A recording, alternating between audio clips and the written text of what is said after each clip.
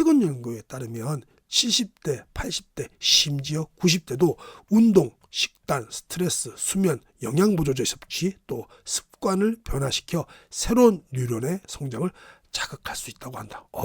중요하네요.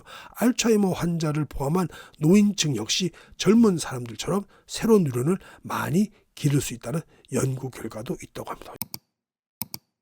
안녕하세요 시청자 여러분, 오늘도 만나 뵙게 돼서 반갑습니다. 여러분의 소중한 시간을 아껴드리기 위해서 책의 핵심 내용만 쏙쏙 빼서 전달해드리는 건강 스케치입니다. 살짝 MSG도 치고 있습니다. 오늘 소개할 책은요 2부입니다. 브레인 리부트 2부입니다. 우리 선생님도 한번 보셔야죠. 네. 닥터 크리스틴 윌르마이어 선생님도 다시 한번 보겠습니다. 네. 그리고 펴낸 곳은 부키입니다. 바로 본론으로 들어가도록 하겠습니다. 뇌는 결코 굳지 않는다. 세 가지만 알면 된다. 그 첫 번째가 뭐냐면요, 나이에 상관없이 새로운 세포는 계속 만들어진다는 것을 알게 된다는 것입니다. 우선 사소한 진실을 하나 알고 가자. 자연 노화로 인해서 우리는 매일 수천 개의 뇌세포를 잃는다. 어떤 사람들은 환경, 물, 음식 내에 포함된 중금속, 살충제, 기타 독성 화학물질과 과도한 스트레스에 노출되어서 다른 사람들보다 뇌세포를 더 많이 잃는다. 물론 마약과 알코올 문제가 있거나 또 파킨슨병이나 알츠하이머병처럼 가벼운 뇌손상, 뇌졸중, 인지질환을 알아도 뇌세포 손실이 발생할 수 있다. 다음은 좋은 소식을 들을 차례다. 우리 뇌는 약 1000억 개의 뉴런, 즉 뇌세포를 가지고 있으며 뇌세포는 우리 몸에서 가장 오래 사는 세포다라는 겁니다. 볼까요? 우리 뇌가 약 1000억 개의 뉴런이 있다고 하네요. 세포가 있는데 우리 몸에서도 가장 또 오래 사는 세포가 뇌세포라고 합니다. 태어날 때부터 지니고 함께 성장하며 발달한 뉴런 대부분이 평생 우리와 함께 한다는 뜻이다. 바로 이런 점 때문에 신경 건강을 유지하는 것이 장기적인 인지 기능에 중요하다는 겁니다. 마지막으로 몇 가지 환상적인 소식도 있다. 예전 과학자들은 인간이 성인이 되면 새로운 뉴런이 배양될 수 없다고 생각했지만 그 생각이 틀렸다는 게 밝혀진 것이다. 우리 어렸을 때는 진짜 그랬죠. 뇌 다치고 나면 야 뇌세포 새로 나타나주는데 너 멍청이 돼. 그러면서 절대 머리 때리지 말라고 그러고 막 그랬었잖아요. 뇌세포 죽으면 안 된다고. 근데 60대가 넘어도 심지어 80대에도 새로운 뇌세포를 만들어낼 수 있다고 최근에 밝혀졌습니다. 새로운 뇌세포가 자라는 과정을 신경 생성, 뉴로제너시스라고 하네요. 이는 기억과 학습에 중요한 역할을 하는 뇌 안쪽 깊숙한 곳에 위치한 해마, 히포캠퍼스라고 하네요. 해마라고 알려진 부분에서 일어난다고 합니다. 신경 생성은 최적의 뇌 기능을 추구하는 운동선수나 젊은이들에게만 해당되는 일이 아니다. 최근 연구에 따르면 70대, 80대, 심지어 90대도 운동, 식단, 스트레스, 수면, 영양보조제 섭취, 또 습관을 변화시켜 새로운 뉴런의 성장을 자극할 수 있다고 한다. 중요하네요. 알츠하이머 환자를 포함한 노인층 역시 젊은 사람들처럼 새로운 뉴런을 많이 기를 수 있다는 연구 결과도 있다고 합니다. 이거 너무 중요한 내용이라서 다시 한번 읽도록 하겠습니다. 연구에 따르면 70대, 80대, 심지어 90대도 운동, 식단, 스트레스, 수면, 영양보조제 섭취, 또 습관을 변화시켜서 새로운 뉴런의 성장을 자극할 수 있다고 합니다. 심지어는 또 알츠하이머 환자를 포함한 노인층 역시 젊은 사람들만큼 새로운 뉴런을 많이 기를 수 있다는 연구 결과도 있다고 합니다. 정말 대단하네요. 건강한 새 세포를 만들면서 뇌는 처리하고 수신하는 모든 정보에 대해 활성화 연결 반응하는 신경 능력을 향상시킨다고 합니다. 건강한 세포가 늘어날수록 현명한 결정, 또 집중력 향상, 기억 보존, 그리고 집행 기능 과정이 더 빠르고 효과적으로 진행되는데요. 집행 기능이란 우리의 행동을 통제하고 고차원적인 인지 능력을 일컫는 광범위한 용어라고 합니다. 신경세포사, 그러니까 뉴럴 데스, 죽는 거네요. 그죠? 이 뇌 노화의 전형적인 특징이므로 새로운 세포 성장을 통해서 그 과정을 늦추거나 대항하는 일이 늘어날수록 당신의 뇌는 더 젊어지는 셈이다. 좀 더 구체적으로 말하자면 신경 생성이 해마의 부피와 기능을 증가시켜서 기억력과 학습력을 보존하고 증진시키는데 도움을 준다는 연구 결과가 있다고 합니다. 또한 새로운 뇌세포를 성장시키면 스트레스에 더 잘 대처할 수 있고 우울증, 불안감, 심지어 PTSD, 외상 후 스트레스 증후군이죠. 이 같은 기분 장애를 완화시킬 수 있다고 합니다.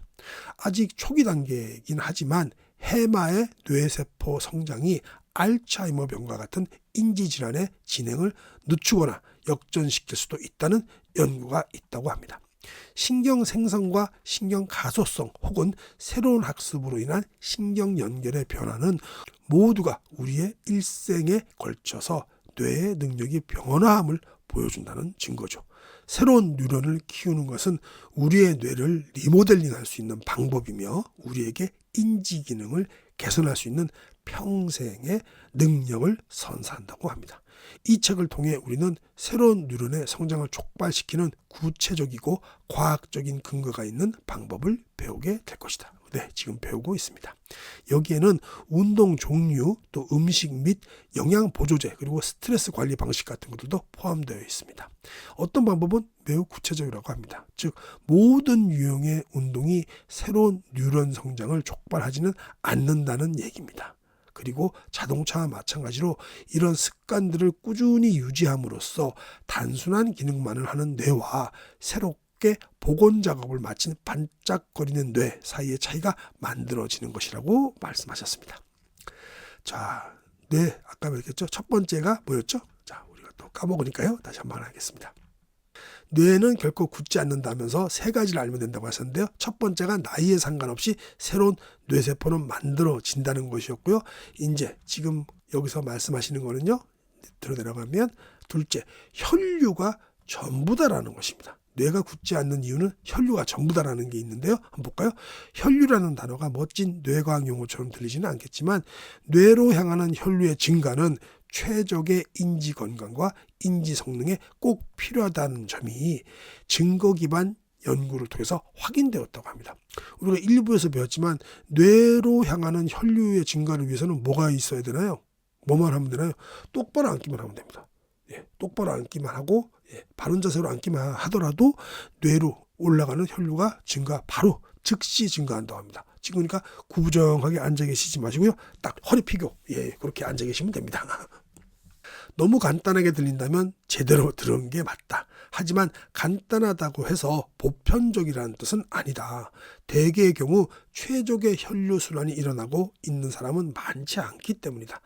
원활치 않은 대뇌 순환이 만연한 이유를 알려면 두 가지 뇌 건강 요소를 이해해야 한다. 첫 번째는 우리 뇌는 올바른 기능 수행을 위해서 풍부하고 꾸준한 혈액 흐름을 필요로 한다. 두 번째는 현대인의 여러 가지 생활 습관이 대뇌 순환에 부정적인 영향을 끼치면서도 손쓸 수 없을 정도로 심각한 문제가 발생하기 전까지는 어떤 증상이나 문제를 일으키지 않는다는 점이라는 겁니다. 뇌는 체중의 2%밖에 차지하지 않으면서도 우리 몸 전체 혈액 공급량의 15에서 20%를 필요로 하죠. 그래서 우리의 몸은 산소와 영양분이 풍부한 혈액이 뇌로 공급될 수 있도록 다른 장기의 혈류 공급을 중단시키기도 합니다. 비상사태 때는 이렇게 하죠. 그죠? 뇌는 또한 근육보다 산소를 3배나 더 소비한다. 그러니까 우리가 생각 없이 멍 때리고 있는 사람은 살이 좀 찌고 그죠? 뇌 운동하고 교수님들은 살찌신 분들이 많이 없거나 그런 진짜로 그렇죠? 혈액은 뇌세포가 효율적으로 기능하고 점화하고 통신할 수 있도록 산소를 운반해주는 유일한 길이다. 혈류가 제대로 흐르지 않으면 뇌세포는 죽기 시작한다. 당연한 거죠. 뇌세포뿐만 아니라 혈류가 제대로 안 흐르면 사지 말도 안 더 죽습니다. 혈액은 뇌세포가 연료로 쓰기 위해 빨아들이는 포도당, 즉 당분의 유일한 공급원이기도 하다. 근육과 달리 뇌는 포도당을 저장할 수 없기 때문에 뇌에 혈액이 충분히 공급되지 않으면 뇌 조직은 그야말로 굶어 죽게 되는 거죠. 우리 뇌는 배고픈 기관이다. 신체 전체 혈당 중에서 40에서 60%를 소비한다고 합니다. 이건 저도 몰랐어요. 신체 전체 혈당 중에서도 40에서 60%를 소비한다고 하네요. 뿐만 아니라 혈액은 비타민, 미네랄, 지방, 아미노산, 전해질 등의 중요한 영양소를 뇌에 전달하는 역할을 담당하고 있다. 만약 뇌의 영양분과 산소 공급을 아주 조금이라도 줄이면 집중, 기억, 아이디어 도출, 올바른 결정, 멀티태스킹을 포함해 기분과 인지 기능에 영향을 끼치는 영역을 활성화하는 뇌의 능력 또한 줄어들 것이다. 두뇌 혈류순환이 담당하는 중요한 역할이 또 하나 있다. 시간이 지남에 따라서 축적될 수 있는 대사성 노폐물 조직을 씻어내는 것이다. 그 중에서도 뇌에 축적되면 독이 될 수 있고 알츠하이머 발병과도 연관이 있는 아밀로이드 베타 아밀로이드라고도 얘기하죠. 이 단백질이 그걸 포함한다고 합니다. 그러나 우리는 브레인 포그, 또 집중력, 기억력 등의 문제로 고통받더라도 대뇌 순환이 원활하지 않기 때문이라고 생각하기보다는 수면 부족, 스트레스, 잘못된 식습관 또는 갑상선 기능 저하와 같은 문제를 먼저 탓하게 마련이다. 대부분의 환자는 물론 의료진도 비슷하다. 왜 이렇게 많은 사람들이 혈류 문제를 겪고 있는 걸까? 먹고 마시고 자고 운동하고 스트레스에 대응하는 걸 포함해서 현대의 생활 습관을 탓할 수 있을 것이다. 너무 광범위하게 들리겠지만 이 중에서 몇 가지 습관만 고치더라도 뇌 건강 최적화로 향하는 여정을 시작할 수가 있다. 이것만 좀 해도 되는데요, 그죠? 자, 세 번째. 교감신경계 안정만으로도 뇌는 변화한다. 뇌는 굳지 않는다라고 말씀하셨습니다. 세 번째 마지막입니다. 메이오 클리닉에 따르면 스트레스는 생명 유지에 요구되는 정상적인 심리적, 육체적 반응이다. 즉 스트레스는 자연스러운 현상일 뿐 아니라 건강상 이점까지 있다는 얘기다. 조그말 때는 그렇죠. 작을 때는. 그리고 급성일 때. 만성은 큰일 나죠. 물론 밑에 계속 그 얘기가 나옵니다. 갑자기 스트레스를 받거나 생명을 위협받는 상황에 직면할 때 발생하는 투쟁, 도피 반응은 호르몬, 화학물질 및 두뇌 활동의 생성을 촉진시켜서 포식자에게 쫓길 때 더 빨리 뛰고 또 코너에 몰릴 때 더 열심히 싸우고 사랑하는 사람을 짓누르는 2톤짜리 트럭을 기적적으로 들어올릴 수 있게 해준다. 실제로 그렇죠. 스트레스의 건강한 이점은 생사가 달린 상황에만 국한되지는 않는다. 약간의 급성 스트레스는 우리가 어떤 행동을 취하게끔 동기를 부여하고 업무 완수를 위해 필요한 집중력을 발동하게 해주고 스트레스를 유발한 상황이 진정된 후에는 성취감을 느끼게 해준다. 스트레스를 유발하는 상황이 딱 끝나고 나면 성취감을 느끼기까지 해준다네요. 하지만 바로 앞 문장에서 중요한 부분은 스트레스를 유발한 상황이 진정된 후라는 표현이다. 왜 그럴까요? 너무 과도한 스트레스가 일정 기간 지속되는 것은 뇌에 해롭다. 장기적인 스트레스는 동맥을 좁히고 뇌혈관을 수축시키거나 영구히 손상시킬 수도 있는 플라크 축적을 일으켜 대뇌 순환을 둔화시킨다. 우리 이우준 박사님께서도 거기에 대한 논문을 많이 발표한 걸 우리에게 알려주셨습니다. 스트레스 역시 동맥경화의 주범이다라고요. 그죠? 스트레스를 받으면 근육, 특히 목 근육이 긴장되어 뇌로 가는 혈류가 감소한다. 이게 직접적인 원인이겠죠. 만성 스트레스는 뉴런에도 끔찍한 소식이다. 스트레스 수준이 너무 오래 상승된 상태로 있으면 뇌는 신경 생성에 관여하지 못하고 더 나쁜 경우 세포를 죽이기까지 한다고 합니다. 무서운 거네요. 그죠? 만성 스트레스. 만성 스트레스는 또한 뇌 조직을 노화시키고 뇌진탕이나 신경 퇴행성 질환 초기와 비슷하게 신경 수명에 악영향을 끼칠 수 있다고 합니다. 우리가 스트레스를 받았을 때 살아남는 뇌세포도 그리 건강한 상태를 유지하지는 못한다고 합니다. 만성 스트레스가 뉴런의 과활성화를 유발하기 때문이라고 하는데요. 시간이 지나면서 이로 인해서 새로운 신경통로가 만들어지고 뇌의 기능 변화가 일어날 수도 있다고 합니다. 스트레스의 여러 악영향에 많은 책임이 있는 호르몬에 대해 자세히 설명하지 않고는 스트레스를 논하기 어렵다. 바로 코르티솔, 우리가 알고 있는 거죠. 코르티솔 호르몬이다. 코르티솔은 우리가 좋든 나쁘든 모든 유형의 스트레스를 겪을 때 생성된다. 약간의 코르티솔은 반드시 해롭지만은 않고 심지어 얼마간의 이점도 있을 수 있다. 하지만 코르티솔이 너무 많이 분비되면 체중 증가와 수면 장애에서부터 해마의 수축에 이르기까지 모든 것을 위험에 빠뜨릴 수 있고 사실과 상황에 집중하고 회상하는 능력을 저해한다. 게다가 코르티솔은 뇌 속 깊이 위치하고 우리 기억에 정서적인 중요성을 부과하도록 돕는 아몬드 모양의 뉴런 집합 편도체의 크기와 활동 수준을 증가시킬 수도 있다. 편도체가 더 커지고 활동적이 될수록 우리는 두려움과 불안에 더 민감해지기 쉽다. 만성적 스트레스가 뇌 건강에 끼치는 해로운 영향은 또 있다. 백질, 화이트 매터네요. 백질은 많은 신경 연결이 발생되는 대뇌 조직 절반을 구성하는 지방 조직인데 스트레스는 백질이 증가하는 원인이 된다. 백질이 너무 많이 생겼다는 것은 회백질을 위한 공간이 줄어든다는 얘기다. 이 회백질은 뇌에서 모든 신체적, 정서적, 행동적, 감각적 정보를 처리하는 곳인데 이 불균형은 정서적, 인지적 문제를 야기할 수 있으며 스트레스가 가라앉는다고 해도 이 문제들이 반드시 같이 진정되지는 않는다고 합니다. 이게 중요한 거네요. 스트레스가 가라앉는다고 해도 이 문제들이 반드시 같이 진정되지는 않는다고 합니다. 사람들이 스트레스를 받는 이유는 대부분 집을 판다거나 부상이나 질병에 대처하는 등의 충격적인 사건에 수반되는 정서적 고통이나 업무 부담, 또 청구서 처리, 가족 부양과 같은 일상적인 스트레스 요인 때문이다. 하지만 스트레스는 다른 형태로 발생하기도 한다. 신체적 스트레스는 관절염이라든가 당뇨, 치매와 같은 질병에 의해 촉발될 수도 있고 고혈압, 나쁜 식습관, 또 수면 부족, 만성적 탈수증에 의해 발생할 수도 있다. 또 너무 오래 운동하거나 반대로 충분히 움직이지 않아서 만성적 스트레스가 초래되기도 한다고 합니다.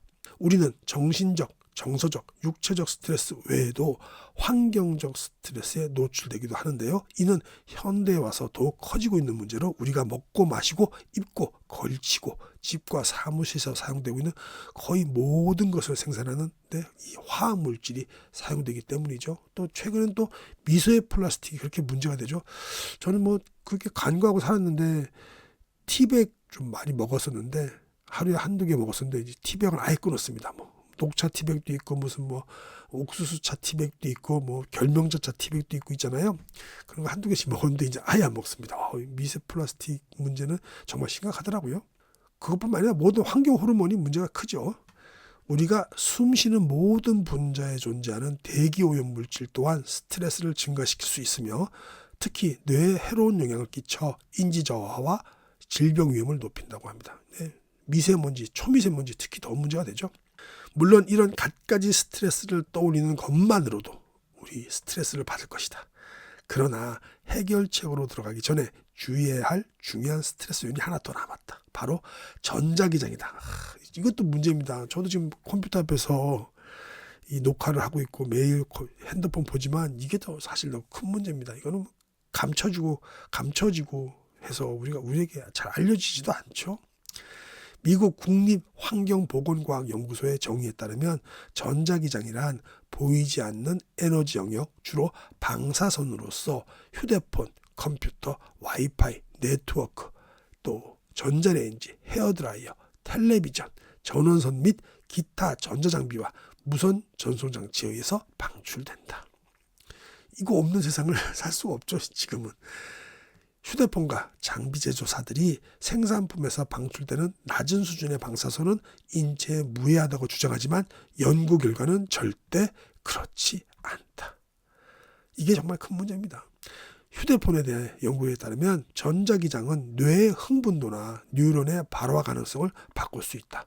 너무 과도한 뇌 활동은 뉴런을 광분시켜서 뇌 건강과 기능을 손상시킬 수 있다. 또한 전자기장은 뇌로 가는 혈류를 제한하고 기억력 감퇴를 일으키며 심지어 신경 DNA를 손상시킬 수 있다고까지 합니다. 더불어 전자기장이 신체의 수면 주기 및 또 에너지 수준을 방해할 수 있으며 체중 증가, 두통, 어지럼증, 심지어 암과 같은 다른 의학적 문제의 발생에 기여할 수 있음을 시사하는 증거도 있다고 합니다. 자, 오늘의 결론, 여러분들께서 가장 좋아하시는 오늘의 결론 시간입니다. 오늘도 한 20분 지났지만 까먹으니까요. 우리는 항상 까마귀 고기를 먹죠. 뇌는 결코 굳지 않는다. 이 세 가지만 잘 알면 된다고 합니다. 그 첫 번째가 나이에 상관없이 새로운 뇌세포가 만들어진다는 것을 우리가 인지만 하더라도 뇌는 굳지 않습니다. 우리 뇌는 약 1000억 개의 뉴런, 즉 뇌세포를 가지고 있으며 뇌세포는 우리 몸에서 가장 오래 사는 세포다. 60대가 넘어도 심지어 80대에도 새로운 뇌세포를 만들어낼 수 있다. 최근 연구에 따르면 70대, 80대, 심지어 90대도 운동, 식단, 스트레스, 수면, 영양보조제 섭취, 또 습관을 변화시켜서 새로운 뉴런의 성장을 자극할 수 있다고 한다. 알츠하이머 환자를 포함해서 노인층 역시 젊은 사람들처럼 새로운 뉴런을 많이 기를 수 있다는 연구 결과도 있다고 합니다. 그러니 포기하지 마십시오. 언제까지도? 90대까지도 포기하시면 안 됩니다. 둘째, 뇌는 굳지 않는다의 둘째는 혈류가 전부다라는 챕터였는데요. 뇌로 향하는 혈류의 증가는 최적의 인지 건강과 인지 성능에 꼭 필요하다는 점. 뇌는 체중의 2%밖에 차지하지 않으면서도 우리 몸 전체 혈액 공급량의 15%에서 20%를 필요로 하죠. 그래서 우리의 몸은 산소와 영양분이 풍부한 혈액이 뇌로 공급될 수 있도록 다른 장기의 혈류 공급을 중단시키기까지 합니다. 뇌는 또한 근육보다 산소를 3배나 더 소비하죠. 우리가 이 혈류를, 뇌로 올라가는 혈류를 좋게 하려면 뭐죠? 똑바른 자세. 똑바른 자세만으로도 허리 쭉 펴고 고개 딱 쳐들고 목을 쭉 길게 늘어뜨리고 가슴도 쭉 펴면 똑바른 자세가 돼가지고 뇌로 혈류가 팡팡팡팡 콸콸콸콸 올라간다고 합니다. 즉시 올라간다고 하셨죠. 우리 박사님께서 일부에서 그러셨습니다. 자, 뇌는 굳지 않는다. 세 번째, 교감신경계 안정만으로도 뇌는 변화한다. 약간의 급성 스트레스는 우리가 어떤 행동을 취하게끔 동기를 부여하고 업무 완수를 위한 필요한 집중력을 발동하게 해주고 스트레스를 유발한 상황이 진정된 후에는 성취감을 느끼게 해준다. 너무 과도한 스트레스가 일정 기간 지속되는 것은 뇌에 해롭다고 하셨습니다. 장기적인 스트레스는 동맥을 좁히고 뇌혈관을 수축시키거나 영구히 손상시킬 수도 있는 플라크 축적을 일으켜서 대뇌순환을 둔화시킨다고 했습니다.